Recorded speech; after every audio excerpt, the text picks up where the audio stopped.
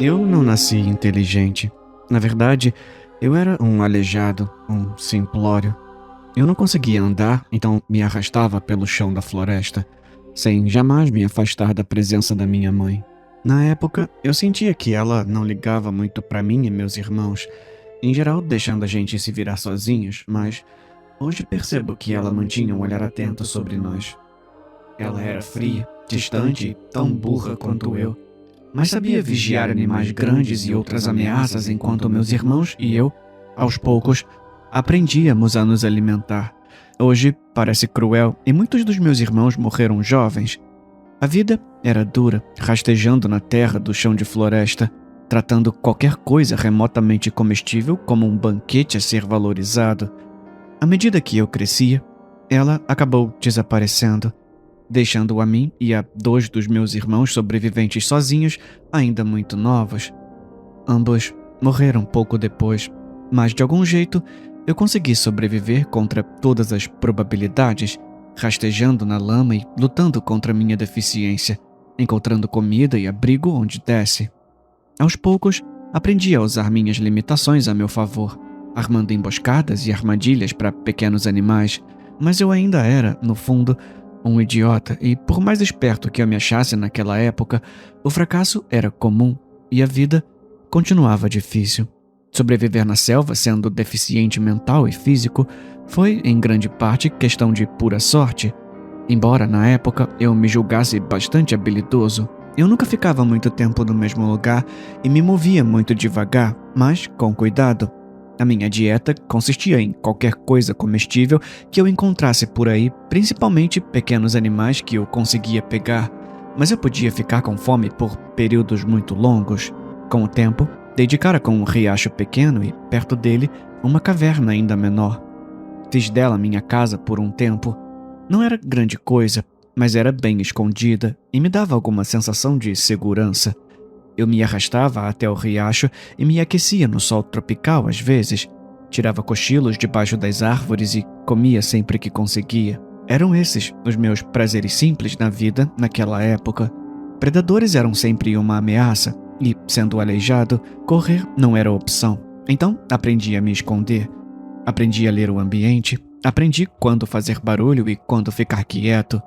E, contra todas as probabilidades, de alguma forma, eu sobrevivi. De novo, olhando para trás, eu confundi sorte com esperteza. E essa teria sido toda a minha vida, até eu morrer de fome, ou até a sorte, enfim, acabar. Mas é aí que a minha história de fato começa, no ponto em que deveria ter terminado. Eu me arrastava pelo chão da floresta procurando algo, qualquer coisa para comer.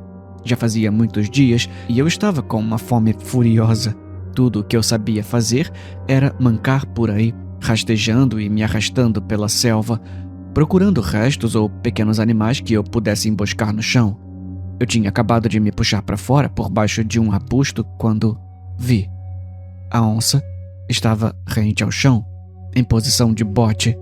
Em qualquer outro dia, eu poderia ter virado a refeição dela ali mesmo, mas ela estava focada em outra coisa. Fiquei absolutamente imóvel, mal respirando, para não chamar a atenção dela. Ela se encolheu ainda mais, claramente se preparando para atacar. Os olhos focados como os olhos de um caçador podem ficar, arrisquei um olhar rápido para o alvo dela. E o que vi foi a ave mais incomum, gigante e perigosa por si só, brilhante e colorida, quase do tamanho da própria onça. Era um arco-íris de penas com uma coroa de plumagem na cabeça. É claro que, na época, eu não fazia ideia de quão raro era aquele bicho, só sabia que aquela onça ia tentar derrubar a ave gigante a qualquer momento. E tentou mesmo. Pelo menos, tentou. A ave levantou voo no momento em que a onça saltou e subiu para o dossel, com o felino perseguindo. Eu fiquei imóvel por um bom tempo para ver se voltariam, mas acabei me arrastando à pequena clareira. Não havia muita coisa interessante, então me remexi morro acima, até o topo onde a ave estava descansando, e descobri que era, na verdade, um ninho de pássaro gigante. E, para minha alegria, lá dentro repousavam 3 ovos muito grandes, de cor incomum, É claro que eu os comi todos ali mesmo, e depois me arrastei de volta ao meu lugar de descanso de sempre. Dormir de barriga cheia já era recompensa suficiente, mas foi aí que as coisas começaram a mudar. Nos dias seguintes, passei a notar coisas das quais antes não me dava conta. Coisas pequenas no começo, observações sobre o entorno que eu nunca tinha percebido. O mundo parecia um pouco mais colorido, as formas um pouco mais definidas. Eu conseguia prestar atenção em mais coisas ao mesmo tempo. Com os dias virando semanas, comecei a perceber que podia fazer planos mais sofisticados do que apenas esperar em silêncio algo para passar correndo para eu agarrar, ou procurar restos pelo chão. Passei a bolar armadilhas engenhosas, usando pedras e outras características do ambiente para me ajudar a capturar comida. Escolhia locais de descanso onde arbustos e folhas garantissem que eu ouviria predadores no chão. Eu ainda era um aleijado, mas estava ficando mais inteligente. Também comecei a crescer muito. Eu tinha sido um nanico subalimentado durante quase toda a vida, mas em questão de alguns meses virei um verdadeiro gigante. Agora, bem nutrido e com quase 1,90 m de puro músculo. Eu ainda precisava me arrastar, mas conseguia fazer isso com uma velocidade e um vigor que nunca tinha conhecido. Eu me sentia otimista e em êxtase, mas não fazia ideia do que ainda estava por vir. Com os meses virando anos, consegui andar pela primeira vez na vida. Poucos predadores podiam ficar na minha frente agora. Eu já beirava os 3,5 metros de altura, um titã da floresta, com uma força de mesmo tamanho. Eu passeava sem preocupação entre as árvores, comendo o que queria, quando queria, onde queria. Construí minha primeira casa com pedra e troncos caídos. Eu era o rei da selva. Eu subi na minha primeira árvore. Nunca vou esquecer. A centenas de metros acima, no dossel da floresta.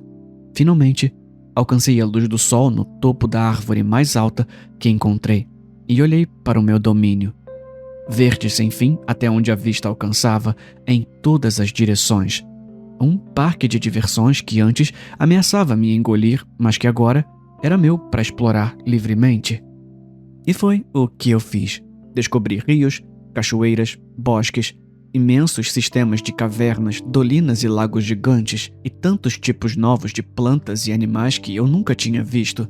Sapos e pássaros, felinos e aranhas, animais que comiam plantas e plantas que comiam animais. Com o tempo, criei um carinho especial por observar os macacos das árvores, porque eram os únicos outros animais que pareciam mostrar uma inteligência como a minha. Por isso, quando encontrei um pequeno que estava ferido, eu o peguei com cuidado e o levei comigo. Cuidei dele até sarar, alimentei, conquistei sua confiança e ele virou meu companheirinho. Não havia nomes naquela época, mas nenhum era necessário. Pela primeira vez na vida, senti amor de verdade por uma criatura específica. Meu primeiro amigo. Eu precisava tomar muito cuidado porque meu crescimento parecia não ter fim. Pela minha memória e estimativas, eu já devia ter quase 10 metros de altura naquela época. E esse macaquinho era pouco maior que uma mosca em comparação. Mas a alegria que ele me trazia quando viajávamos juntos, quando ele juntava frutinhas para mim e quando dormia tranquilo ao meu lado, me fez perceber o quanto eu tinha sido solitário por todas aquelas décadas vagando pela floresta sozinho. Sempre só observando, sem sentir que eu era mais do que um espectador. Quando ele finalmente morreu em paz, de velhice, é claro que fiquei de coração partido. Eu sabia que estava chegando, vi como ele foi enfraquecendo e se deteriorando aos poucos. Enquanto eu parecia desafiar os anos e continuar crescendo, o tempo mudava o mundo ao meu redor. As paisagens mudavam devagar, os rios se alteravam, os animais iam e vinham. Depois que ele morreu, voltei a uma fase mais observadora da minha vida. Na maior parte do tempo, vagando pela floresta e me deliciando com os sons e as vistas ao meu redor. Não sei quanto tempo fiquei assim até que eles me encontraram. Outros macacos. Mas esses eram ainda mais parecidos comigo. Eram extremamente espertos, faziam barulhos uns para os outros de modo rápido e consistente. Usavam ferramentas como eu, talvez até mais engenhosas do que as que eu tinha criado. E claro, estavam apavorados comigo. Eu era um gigante pairando sobre eles, quase tão alto quanto as árvores.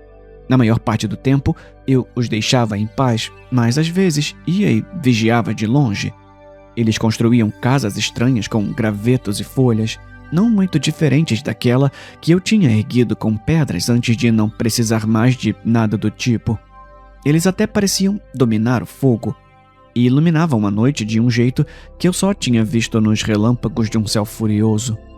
Com o passar do tempo, mais e mais deles vinham me visitar, e eu fui ganhando a confiança deles, embora a cautela e o medo nunca tivessem desaparecido por completo. Com o tempo, aprendi o que os sons deles significavam e, com algum esforço da minha parte, conseguimos nos comunicar muito bem. Eles vinham com frequência me fazer perguntas sobre a região, bons locais de caça, fontes de água, lugares para fundar uma nova aldeia. Afinal, eu já tinha estado praticamente em toda parte. Um dia, alguns passaram a deixar entalhes estranhos em pedra ao redor de onde eu dormia. Perguntei a um deles sobre os artefatos, um jovenzinho que tinha vindo pedir minha ajuda para remover uma árvore enorme que ameaçava cair sobre sua cabana. Ele me disse que eram ofertas, para que eu os abençoasse com boa sorte. Contou como a vida deles é dura e breve e me disse que um Deus como eu certamente poderia torná-la melhor. Foi a primeira vez que me deparei com esse conceito. Deus. Eu já tinha simpatia por aqueles pequeninos, então já vinha ajudando com o meu conhecimento sempre que me pediam. Mas ele tinha razão. Eu podia fazer mais. Muito mais. Lembro do olhar de terror no rosto de muitos daqueles pequenos quando eu me ergui sobre a aldeia deles. Talvez esperassem alguma fúria por alguma ofensa. Não tenho como saber, mas deixei claro rapidamente que eu estava ali para ajudar, removendo a árvore problemática e afastando-a do perigo. Nosso relacionamento se expandiu rápido nos anos seguintes e eles idealizaram projetos grandes e inteligentes que tiravam proveito do meu tamanho e da minha força relativa. Naqueles anos, conseguimos em dias o que levaria décadas para eles fazerem sozinhos, se é que seria possível. Chegamos até a substituir as cabanas da aldeia por uma estrutura coletiva mais durável. Pedras empilhadas tão altas que ofuscavam as árvores ao redor. A pilha gigante de rochas foi cuidadosamente organizada para criar espaço de moradia de sobra. Uma pirâmide tosca, como eu viria a perceber depois. As coisas foram bem por um tempo e eu tive um papel muito ativo na vida dos meus novos amigos. Isso me lembrava do meu velho amigo macaco, de tanto tempo atrás. Só que agora eram muitos e eu podia falar com eles e compartilhar meus pensamentos e sentimentos. Foi um período empolgante para mim e realizamos muito. Cavamos valas para levar água a áreas onde eles poderiam cultivar. Estudamos as estrelas juntos e especulamos sobre os mistérios da floresta e do mundo. Vi amigos nascerem, envelhecerem, morrerem e novos amigos aparecerem. Depois de muitos anos, porém, o número de amigos cresceu. E cresceu e cresceu até que havia tantos que passaram a brigar entre si pelo que parecia ser a fartura infinita da floresta. Os sons deles mudaram e eu já não conseguia entender todos, apenas os de quem eu ficava mais perto. Eles começaram a me pedir ajuda ou bênçãos para caçar outras pessoas, para guerrear contra outras aldeias. Eu sempre recusei. O ponto de virada veio quando a aldeia que eu acompanhava tentou sacrificar uma menina em meu nome para ganhar meu apoio numa investida que se aproximava. Eu tinha tentado tolerá-los e compreendê-los, mas a mesquinharia deles transbordou e eu fiquei exasperado. Era gente demais, aldeias demais, conflitos demais e principalmente tristeza demais. Eu me senti de novo me arrastando na lama, um aleijado burro, sem saber o que fazer nem para onde ir, com poucos meios para realizar qualquer coisa. Percebi, num instante em que colocaram aquela garotinha no altar, que eu tinha esquecido o que era ser impotente. Então, aceitei o sacrifício deles, peguei a menina e fui embora daquela aldeia, para nunca mais voltar. Fui o mais longe que pude daquele lugar e fiz de tudo para cuidar da pequena. Ela era miúda e assustada no começo, mas foi aprendendo a confiar em mim. viajamos para o sul até chegar a um grande penhasco com uma cachoeira, bem longe dos pequeninos. Construí uma casinha de pedras para ela no topo do penhasco, ao lado da cachoeira, com uma vista espetacular da floresta abaixo. Eu nem pensei em perguntar o nome dela, até que ela mesma tomou a iniciativa de me dizer bem depois. Mas descobri que era Valka, um nome antigo e bonito que eu nunca vou esquecer. Ficamos juntos por muito tempo. Ela cresceu e, de novo, mais pequeninos nos descobriram. Mais uma vez, vinham pedir conselhos no começo. E, novamente, os pedidos foram ficando cada vez mais e mais exigentes. Desconfiado dos pequeninos agora, eu muitas vezes me recolhia ou me recusava a falar com eles. Muitas vezes, eu nem conseguia mais entender os sons deles. Mas Valka assumia e me representava quando tudo aquilo pesava demais. Ela até colocou penas na cabeça, como eu, para ganhar a confiança e o status dos visitantes, para que entendessem que eu confiava nela. Com o tempo, praticamente virou regra que era com ela que você falava quando vinha me procurar. E eu achava isso ótimo. Ela nunca me representou mal. Nós dois éramos filhos de um destino parecido. Abandonados, mas depois agraciados com algo especial que podíamos usar para ajudar os outros. E eu sabia que ela era incrível. Fui entendendo aos poucos que ela era boa no que fazia. Vi ela apaziguar divisões, forjar alianças e, por fim, até acabar com uma guerra. Eu era uma criatura simples da floresta, mas ela era uma política e sabia usar meu nome e meu poder para mudar os pequeninos, para torná-los melhores. Eu a amava, mais até do que amei aquele macaquinho. Ela era gentil, doce, mas inteligente e intransigente. Me ensinou coisas que eu nunca tinha ouvido, coisas que ela aprendia com nossos visitantes. Não tínhamos necessidades, então conhecimento era pago com conhecimento. Formas do que eu viria a reconhecer depois, como aritmética, astronomia, filosofia e mais foram chegando aos poucos. Isso me deu uma janela nova para o mundo ao meu redor. Uma que eu nunca tinha considerado devidamente, apesar de ser mais antigo do que muitas árvores. Sempre me espantou como aqueles pequeninos eram criativos e inteligentes. E foi ela, no fim, quem me inspirou a voltar a ter fé neles. Voltei a assumir um papel mais ativo, mas preso basicamente a um lugar só. Eu estudava, filosofava e tentava ser útil aos pequeninos do jeito que dava. Eu sorvia conhecimento e o oferecia de volta a quem pedisse. Eu já era grande demais para me mover livremente pela mata sem devastá-la, mas os pequeninos pareciam mais do que felizes em vir até mim. Valka até me deu um nome, e embora os pequeninos já tivessem me chamado de muitas coisas antes, esse foi o primeiro que eu realmente guardei no coração. E naqueles anos, meu coração cresceu quase tão rápido quanto eu. Quando ela morreu, meu coração se partiu de novo. Foi um acidente trágico. Agora, eu já tinha mais de 4.000 metros. Eu era tão imenso que já era difícil até me mover pela mata sem pisotear tudo no caminho. Por isso, eu tendia a permanecer no mesmo lugar, perto do topo da cachoeira, e passava a maior parte do tempo dormindo ou olhando o vasto e belo mar de selva emoldurado pelas montanhas a centenas de quilômetros ao fundo. Não sei por que ela chegou tão perto de mim enquanto eu dormia naquela noite. Nem que crueldade do destino me fez rolar de lado. Mas, quando acordei, descobri que a tinha esmagado até a morte sem querer. Mal consegui reconhecê-la. Eu já tinha visto os pequeninos chorarem antes, mas foi a primeira vez que eu mesmo chorei de verdade. Eu nem sabia que era capaz disso. Eu me retirei mais para o fundo da floresta depois disso, evitando tudo. Todos eram tão pequenos e eu era perigosamente grande. Eu só queria ir me esconder em alguma caverna e nunca mais sair. Mas até encontrar uma caverna tão grande agora parecia quase impossível. Como tantas vezes aconteceu na minha vida, não sei quanto tempo passou. Provavelmente eras, mas, no fim, os pequeninos me encontraram de novo, como sempre faziam. Mas desta vez foi diferente. Trouxeram comida e presentes. Mais uma vez, pediram meu conhecimento e minha ajuda para salvar e melhorar suas vidas. Eu apreciava a companhia deles, apesar da minha desconfiança, apatia e depressão.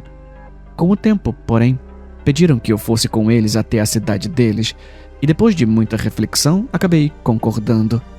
O que encontrei quando cheguei lá foi uma paisagem drasticamente transformada, a destruição maciça de uma floresta substituída por terras agrícolas e uma grande cidade feita de pedra empilhada, parecida com a que eu tinha feito há tanto tempo, mas muito mais refinada e colossal. E o número de pequeninos era incontável. A devastação da floresta era tão grande que eu nem conseguia ver as árvores do outro lado da cidade. Fiquei parado ali, pairando acima de tudo, e senti o horror percorrer meu corpo da cabeça aos pés. Senti que, de algum modo, aquilo era tudo culpa minha. Eu deveria ter sabido que isso aconteceria. Eu nunca deveria ter ajudado os pequeninos, pois eram tão inteligentes que a própria floresta tinha virado a presa deles. Ou talvez eu devesse tê-los ajudado mais, ensinado melhor a serem guardiões da floresta, não destruidores. Saí imediatamente sem dizer nada, pelo mesmo caminho por onde vim. Eles me seguiram, gritando e chorando meu nome por um tempo, até finalmente desistirem e voltarem para sua casa de desolação. Eu fui mais para o sul, muito mais para o sul. Sonhei com aquela ave de tanto tempo atrás. Seria a última da espécie? Que destruição eu mesmo causei a ela, ou à espécie dela, quando comi seus ovos? Eu não era inteligente o bastante para ter esses pensamentos na época em que fiz aquilo, mas agora isso estava sempre ali, no fundo da minha mente. Como é fácil destruir algo bonito por pura ignorância. Finalmente, encontrei uma caverna nova. A minha caverna, grande o suficiente para eu caber justo. E fui dormir. Como sempre, não sei por quanto tempo, provavelmente eras. E mais uma vez, fui acordado pelos pequeninos. Pela minha percepção, eles não tinham mudado muito, mas seus ruídos eram novos. Demorei um pouco para entendê-los de novo e, quando consegui, me contaram como as coisas estavam. Um império, disseram, maior do que qualquer outro, e cidades de pedra que alimentavam e abrigavam um vasto número de pequeninos. Eu mal conseguia imaginar como tantos poderiam sobreviver dos frutos da floresta, mas disseram que não precisavam mais da floresta. Afirmavam ter domado os ermos. Lembro que, em certo momento, perguntei a um dos seus supostos sábios o que tinha acontecido com os antigos pequeninos que eu já tinha visto fazerem a mesma coisa. Ele me disse que as cidades deles haviam sido abandonadas há muito tempo e que tinham recuado de volta para a floresta. Isso me deu alguma esperança e acreditei que, com o tempo, eles também voltariam para a floresta. Não lhe contei meus pensamentos, apenas o mandei embora. Vieram cada vez mais e quando vi, já estavam erguendo monumentos ao redor da minha caverna, destruindo árvores e abatendo animais no processo. Tentei afugentá-los, mas sempre acabavam voltando. Eu fugi deles numa explosão de raiva certa noite, depois de anos de sono agitado e interrompido. Fui mais para o sul. Acabei encontrando outro lar, um entre muitos nas minhas andanças, mas era adequado, profundo, escuro, escondido nas entranhas de uma colina. Ninguém, além de mim, conseguia descer tão fundo na terra, então aqui eu finalmente estaria seguro para descansar, sem mais pequeninos, sem mais conflitos, sem mais tristeza. Mas dessa vez eram ruídos de outro tipo. Sons estridentes, zumbidos, barulhos de algo rasgando, ruídos estranhos e cheiro de fogo e cinza. Não sei quanto tempo tinha passado, mas quando acordei, no fundo da minha câmara escondida, soube que algo havia mudado. Não eram ruídos da floresta, nem sequer dos pequeninos. Eu precisava investigar. Quando espiei para fora da minha caverna, me levantei e olhei por cima das árvores e vi fumaça enchendo o ar e vastas faixas de floresta completamente queimadas até o chão. Fui ver o que estava acontecendo e observei os pequeninos queimando, cortando e rasgando as árvores com ferramentas estranhas que eu nunca tinha visto. Ferramentas barulhentas, ferramentas violentas. Alguns me viram e não demorou para que estivessem gritando e fugindo em massa. Eu não entendia. Não havia lavouras ali, nem cidade. Por que estavam destruindo a floresta, chegando a queimá-la por completo? nem sequer usando a madeira das árvores como faziam antes. Caminhei pela devastação e vi que se estendia aparentemente sem fim. Ao longe, vi construções estranhas, muito diferentes das de pedra e palha a que eu estava acostumado, e vastas manadas de animais incomuns que eu nunca tinha visto. A floresta tinha virado campo às mãos dos pequeninos. Fiquei vigiando a região por alguns anos, espantando quem ousasse invadir. Vaguei e patrulhei, destruindo a infraestrutura que os pequeninos usavam para atacar a floresta onde quer que eu a encontrasse. Tomei cuidado para nunca ferir nenhum deles, e não era difícil. Já que sempre fugiam quando eu aparecia. Mas me tornei frio e passei a sentir que os pequeninos eram uma praga, uma doença que eu permiti que se alastrasse. Mais uma vez, achei que a culpa era minha, algo que eu poderia ter evitado. O tempo continuou passando, muitos sóis, muitas estações, muitos anos. Lembro que um dia vi uma ave estranha cruzar o céu. Hoje, sei que era um avião, mas na hora me lembrou a ave de quando eu era apenas um jovem aleijado. Gigante e majestosa, bonita. Tentei segui-la, mas era rápida demais e a vi desaparecer por trás das montanhas. Lembro de me perguntar que novas terras aquela ave descobriria lá. Talvez algumas sem pequeninos? Por mais que eu tentasse, não conseguia deter a destruição. Sempre grupos pequenos, ferramentas simples e muito fogo. Eu não podia estar em todos os lugares ao mesmo tempo. Senti desespero. O tempo passou até que um velho me encontrou um dia e falou comigo em ruídos novos e incomuns. No começo eu o ignorei, mas ele insistiu e dormia por perto todas as noites, recusando-se a ir embora. Ele vinha todos os dias e fazia os mesmos sons para mim. Parecia inofensivo e eu me sentia sozinho, então, por impulso, resolvi deixá-lo ficar por um tempo para que me ensinasse os novos sons. Acabamos conseguindo falar com mais clareza. Ele me disse seu nome, Fábio, e também havia nascido na floresta. Ele me contou muitas coisas estranhas, maravilhosas, terríveis. Falou de como a terra agora era usada para criação de gado.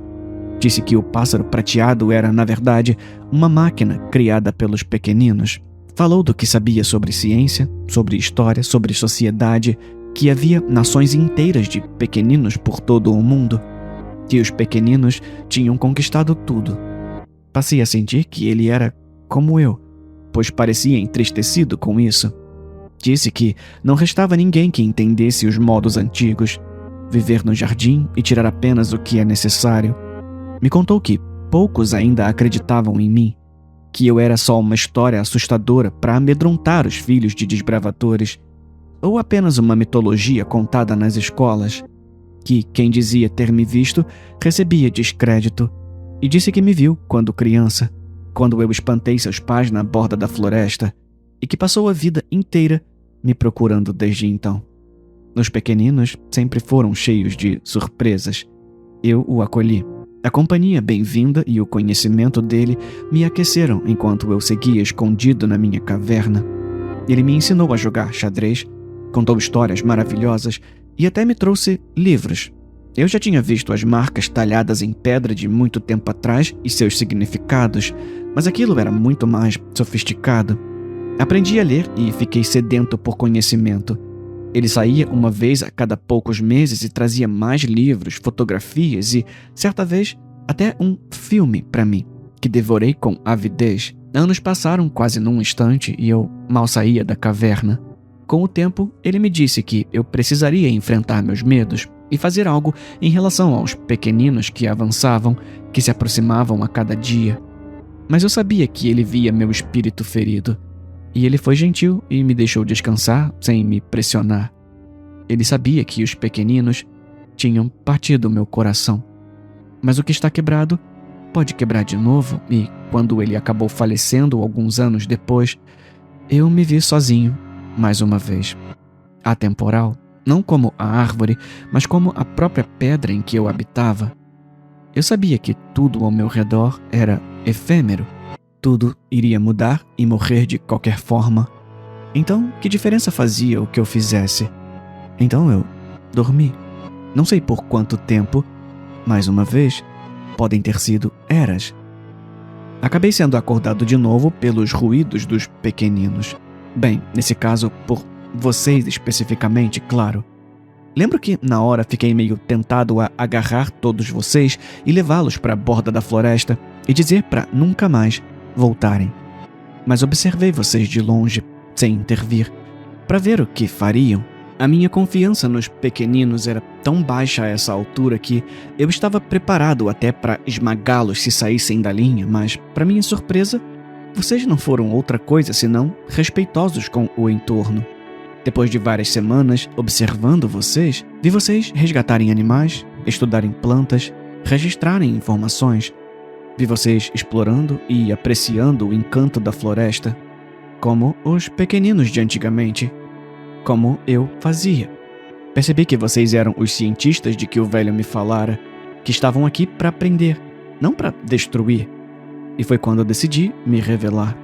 Eu sabia que vocês ficariam apavorados, mas eu já estava acostumado a isso a essa altura, e ainda me lembro da expressão nos seus rostos quando apareci pela primeira vez. Mas, quando consegui convencê-los de que eu era inofensivo, a curiosidade científica inata de vocês assumiu, eu imagino, a mesma curiosidade que me move.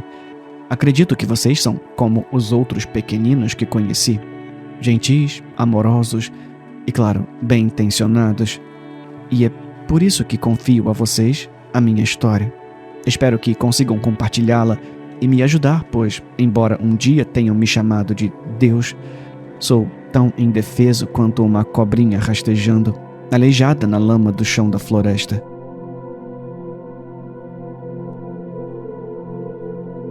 Desliguei o gravador naquele momento e olhei para a serpente emplumada colossal de tamanho incompreensível. Disse a ele que aquilo era a última coisa de que eu precisava e que voltaria a vê-lo assim que pudesse. Ele assentiu, compreensivo, mas nos observou com tristeza nos olhos enquanto nos embrenhávamos lentamente na mata, deixando para trás a caverna que vínhamos explorando havia semanas. Meus colegas e eu esperávamos descobrir uma imensa rede inédita com possivelmente espécies não catalogadas. Não esperávamos descobrir esta espécie não catalogada em particular. Enquanto escrevo este registro da gravação dele, estamos montando o acampamento a menos de um dia da pista de pouso onde virão nos buscar.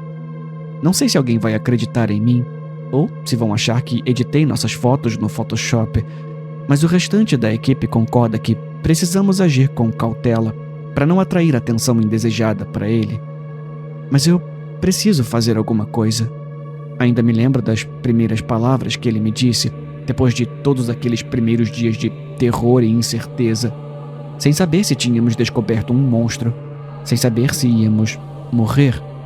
Mas o monstro acabou se revelando qualquer coisa menos isso. Eu nunca vou esquecer o que ele disse na primeira vez em que nos falou. Tenho observado vocês. Não temam. Eu estou aqui há muito tempo. O mundo está mudando e eu estou rastejando na lama de novo. Um dia fui uma pequena cobra da floresta, mas recebi o nome Quetzalcóatl há muito tempo, de alguém que eu amei muito. Agora, mais uma vez, sou tão indefeso quanto uma cobrinha. Eu preciso de vocês. A cada dia minha casa fica menor e os pequeninos crescem. Todo ano eu preciso me esconder cada vez mais fundo para evitar seus pássaros brilhantes e sua fumaça que arde. Posso parecer grande para vocês, mas sou só uma criatura simples, rastejando na lama. Por favor, me ajudem a salvar a minha casa.